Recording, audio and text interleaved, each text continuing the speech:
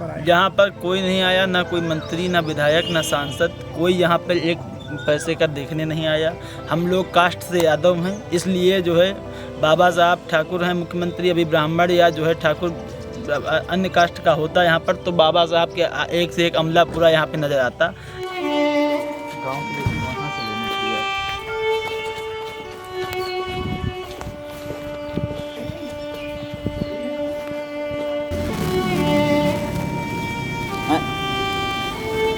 उनके तो एको बच्चे नहीं, एक जो है चाचा ख़त्म हो गए, उनके दो ही बच्चा हैं, दोनों पढ़ने लिखने वाले। एक जो है वहाँ हैदराबाद में पढ़ता। चाचा जो थे वो जो है उनकी एक 3 साल की बेटी है। कोविड उनको यहीं से हुआ था। अच्छा, कोविड तो यहीं से हुआ था उनको। एक के बाद एक दिन में हम लोग अपनी ज़िंदगी में मैंने कभी नहीं देखा है ये मंजर। सबसे पहले दादी ख़त्म हुई, दादी ख़त्म बाद चाचा ख़त्म हुई है। दादी के रख के हम लोग यहाँ पे आए रहा, आधा 1 घंटा बैठन और फ़ोन आएगा कि चाचा ख़त्म हुई। सबकी 13वीं कल हुई है। सबकी 13वीं कल है भाई जाएगी सब। उत्तर प्रदेश के मुख्यमंत्री जब कह रहे थे कि कोरोना के समय में सारी परिस्थितियां उनके नियंत्रण में हैं और बड़े बड़े दावे किए जा रहे थे कि किसी को किसी प्रकार की कोई समस्या नहीं होने दी जाएगी। अभी हम इमिलिया गांव में हैं। ये वही परिवार है जिसने अपने 8 परिवारिक जनों को खोया हुआ है। हमारे साथ ओमकार जी मौजूद हैं जिन्होंने कल ही अपने परिवार के 8 जनों की 13वीं एक साथ की। सोचिए कि शायद पीढ़ियों के सबब में ऐसा कभी नहीं होगा कि इन्होंने कभी ऐसा मंजर देखा होगा या अपने पूर्वजों से भी सुना होगा कि ऐसा हो भी सकता है। ओमकार जी से बात करेंगे कि वो इस जब दर्दनाक इतना रवैया रहा, इनके ऊपर एक साथ ऐसी गाज गिरी कि परिवार के 8 जन नहीं रहे, तो क्या इनको प्रशासन की तरफ से कोई सुविधा या फिर कोई आर्थिक सहायता मुहैया कराई गई और कैसा कुछ रहा? ओम प्रकाश जी, आपके घर से बात करते हुए तो हमें बड़ा खुद दुख हो रहा है कि जिस घर से 8 जनाजे उठे हों उससे बात क्या करें। सरकार की तरफ से कोई उनका आला अधिकारी आया आपके पास बातचीत करने के लिए, सांत्वना देने के लिए? अभी तक हमारे घर पर कोई प्रशासनिक अधिकारी, कर्मचारी, स्वास्थ्य विभाग की टीम, डॉक्टर की टीम, वैक्सीन लगाने की टीम, कोई भी अभी तक नहीं आया। आज तक दवा और सैनिटाइजर छोड़ो के हालचाल तक कुछ नहीं आया। अभी तक कोई नहीं आया। सैनिटाइजेशन भी गांव में नहीं कराया गया? नहीं, कुछ नहीं कराया गया। सैनिटाइजर जिसने कराया वो अपने पैसे से कराया है, अपने पास से कराया है। हाँ, एक दिन कोई एक टैंकर भेजा था, पता नहीं किसी पार्टी ने थे कोई सोशल वर्कर थे, वो गांव में सैनिटाइजर छिड़क गए थे। बाकी शासन द्वारा कोई मदद नहीं है। कोई अधिकारी ही नहीं आया तो आर्थिक सहायता की तो खैर बात नहीं। एक दिन भारत न्यूज़ वालों ने ये मुद्दा उठाया था, तो उसके बाद में बीकेटी की एसडीएम महोदय आई थी। 2 मिनट से लगा के 5 मिनट के बीच में हमारे घर पे रुकी थी। हम लोगों से पूछा था क्या मदद की जाए। हम लोगों ने उनसे कहा था, हम तो नहीं थे, हमारे भाई ने कहा था कि हमारे गांव में बहुत लोग संक्रमित हैं। अभी पूरा आधा गांव संक्रमित है, हमारा घर में भी लोग संक्रमित हैं। उनकी डॉक्टर टीम को लाके जांच कराई जाए, वैक्सीन लगवा दी जाए और गांव को सैनिटाइज करा दिया जाए।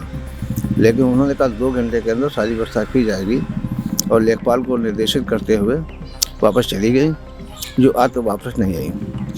यहाँ से पीएचसी वगैरह जो है और उसके बाद स्वास्थ्य विभाग की टीम, क्या बाद में परिवारीजनों की कोई जांच के लेकर कोई वो बनाया गया कि जांचें हो जाएंगी सबकी कम से कम? नहीं, कोई टीम नहीं बनाई गई, ना कोई बात हुई, ना किसी ने कुछ कहा।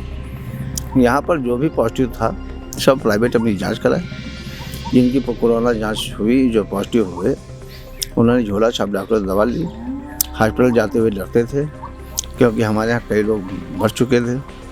हॉस्पिटल जाने से लगता था कि हम वापस नहीं आएंगे, सब घर में ही अपना इलाज कराए और जड़ी बूटी की दवा खाए, उसी में सब स्वस्थ हुए और अपने घरों में 10-10, 5-5 लीटर सैनिटाइज लेकर आए, उन्होंने स्वयं करेक्ट किया। अच्छा, एक चीज़ और जानना चाहेंगे, जो 8 लोग थे लगातार संक्रमित एक साथ ही हुए थे या एक के बाद एक? हाँ, लगभग संक्रमण तो हमारी समझ में आता है एक साथ ही हुए।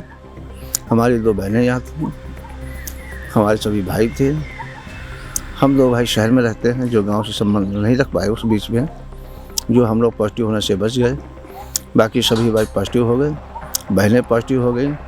जब हालत बिगड़ने लगी सभी की तो बहनों के हस्बैंड अपने अपने घर ले गए दोनों को। बाकी लोग यहाँ सब RNMS हॉस्पिटल बख्श तालाब पे हैं। वहाँ पर सबसे पहले भतीजा एडमिट हुआ, उसके बाद उन्हीं के पापा एडमिट हुए विनोद कुमार, उसके बाद में छोटा भाई एडमिट हुआ सत्य प्रकाश, उसके बाद में एडमिट हुए विजय कुमार, उसके बाद एडमिट हुए निरंकार। सभी अस्पताल में इलाज कराते रहे, जिसमें निरंकार का 25 तारीख को स्वर्गवास हो गया, 25 मार्च को। उसके बाद में हम अपने रेल के अधिकारियों की मदद से, रेल अधिकारियों ने हमारी बहुत मदद की। उन्होंने हमारे सभी भाइयों को रेल अस्पताल इंदौर 4 में एडमिट कराया और वहाँ पर 3 दिन के बाद विनोद भैया का डेथ हो गई। उसके पश्चात 1 तारीख को हमारे बड़े भाई का देहांत हुआ। बड़े भाई का देहांत की खबर हम लोगों ने बड़ी अम्मा से नहीं बताया। गांव का कोई लड़का गया, उसने बता दिया अम्मा अम्मा भैया ख़त्म हो गए। भैया भी उसी सदमे में हाय हाय चिल्लाते हुए बेड पे चली गई। रात भर चिल्लाती, सुबह उनका भी देहांत हो गया। उसके पश्चात हमारा छोटी बहन का 2 दिन बाद स्वर्गवास हुआ, जो उसको मैं हॉस्पिटल छोड़कर कंधा देने वहाँ चला गया। फिर वापस आए, फिर छोटा भाई हमारा बच गया, लेकिन रेल के डॉक्टरों की लापरवाही के कारण हमारा छोटा भाई 20 दिन जीवित रहा। लेकिन 20 दिन के अंदर इन लोगों ने इतनी लापरवाही की कि पुड़िया में दवाई देते थे, पता नहीं कौन दवा थी, एक्सपायरिंग डेट की थी या नहीं थी। उसमें हमारे भाई का दाहिना फेफड़ा बहुत ज़्यादा संक्रमित हुआ और डॉक्टरों के मुताबिक उसकी श्वास नली फट गई थी, जो वो भी 15 मई को ख़त्म हुआ। लेकिन जब रेलवे डॉक्टरों ने उसको देखा कि इसका मामला सीरियस है, हमारे नार्दर्न रेलवे मेंस यूनियन के कुछ पदाधिकारीगण ये वहाँ पहुँचे, दबाव दिया, तो उन्हें CT स्कैन कराया, जिसकी जांच रिपोर्ट आज तक हमको नहीं मिली, ना ही दी गई। और जब ये समझ गए, उनको पता चल गया डॉक्टरों को CT स्कैन में कि हालत गंभीर है, उन्होंने आनंद फानंद में रेफ़र कर दिया राम मनोहर लोहिया को। राम मनोहर लोहिया में एडमिट नहीं कराए। फिर हम वापस रेल को आ रहे थे, लेकिन रेलवे डॉक्टरों ने कहा मैं वापस नहीं लूँगा। फिर हमारे अनुरोध पर सिविल अस्पताल के डायरेक्टर महोदय से बात हुई। एम्बुलेंस के ड्राइवर ने बोला कि 1 घंटे की हमारे पास ऑक्सीजन बची है, अन्यथा ऑक्सीजन ख़त्म हो जाएगी।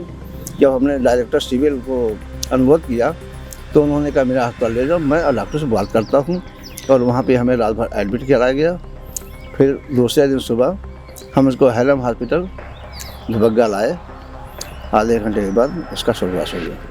हॉस्पिटल्स का क्या रुख रहा, पैसे वगैरह की मतलब नॉर्मल वो था कि मतलब जिस तरीके से लखनऊ से तमाम सारी खबरें आ रही थी कि वहाँ लूट हो रही, वहाँ लूट हो रही। हॉस्पिटल में तो खैर डॉक्टरों ने हमसे लोल पाल बहुत नहीं किया, लेकिन ये जरूर है हेलम वालों ने 15 मिनट एडमिट किया और 5,000 रुपये की डिमांड कर दिया, जो अभी हम दिए भी नहीं। उन्होंने मावता दिखाई और हम उनका पेमेंट करेंगे, और उन्होंने 5,000 का बिल बनाया था।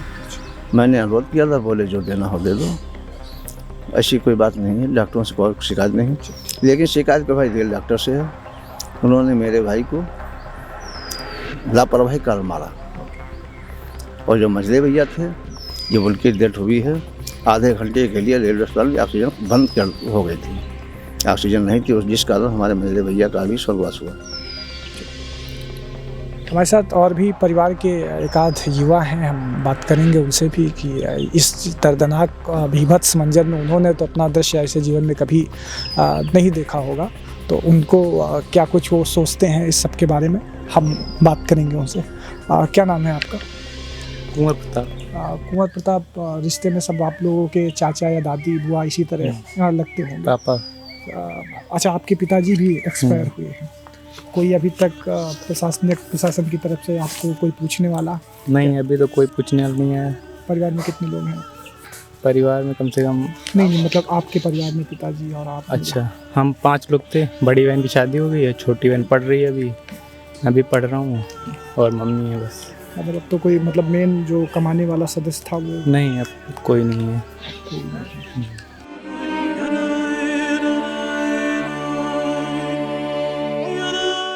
कोई सरकार या उसका प्रशासनिक अमला इतना निष्ठुर कैसे हो सकता है कि उसके ही राज्य में और वो भी राजधानी में एक एक घर में 8-8 लाशें गिर जाती हैं। और बड़ी शर्मिंदगी की बात होती है कि प्रशासन की तरफ से ना तो कोई आर्थिक सहायता का ऐलान होता है और ना ही यहाँ के चुने हुए जनप्रतिनिधि परिवार का जो है साथ देने के लिए आते हैं, उनका हाल लेने के लिए आते हैं कि इस दुख की विपदा में उनके ऊपर क्या बीत रही है। तो हमने लखनऊ के ये गांव की रिपोर्ट दिखाई है, लखनऊ की एक गांव की नहीं बल्कि उत्तर प्रदेश के जितने भी गांव हैं सब कहीं भी ऐसी ही बीभत्स तस्वीर है। हर गांव में लाशें ऊपर लाशें उठ रही हैं और जबकि आंकड़ों का लगातार मैनिपुलेशन किया जा रहा है। लखनऊ से बॉक्सी टॉक्सी हिंदी के लिए आयुष तिवारी की रिपोर्ट।